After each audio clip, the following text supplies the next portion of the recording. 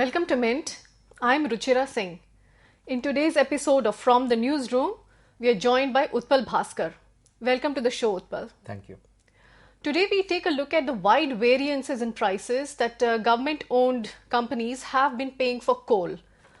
So Utpal, my first question to you, what are the different variances in prices that are there in the market as of now? The imported coal market has evolved for Indian utilities as well. When we talk about government-owned utilities, be it an NTPC or the ones owned by state, which are generation companies, the price is as varied as $72 for 6,300 kilocalorie for an NTPC to around $105 for a utility in Gujarat. So this is the kind of variance. Of course, there are others as well who are contracting it at for prices as $90 per ton. And when we talk about NTPC, the $72 per ton, this is a recent contract. Even they have contracted for coal at around $80 per ton as well.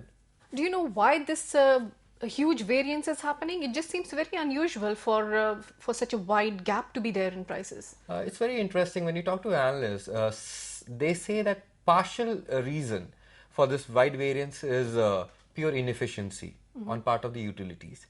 However, the prices also vary on a host lot of other factors such as the timing of these contracts, the kind of what kind of moisture content that they would be agreeable with, the variations as well, what they contract for a utility would agree to as well.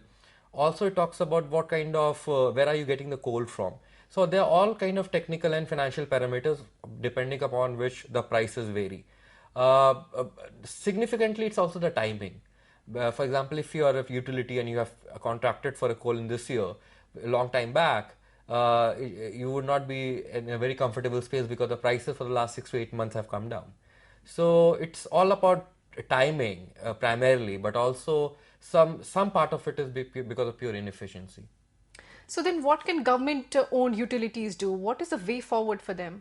There have been from time to time there have been various models that have been suggested. One of them being that since all of them are state-owned, be it either you're owned by the central government or the state government, why not all the demands are pooled together and then the contracts are invited? What it does is it gives you huge economies of scale and you can also bring down the prices. It will become a buyer's market than a seller's market.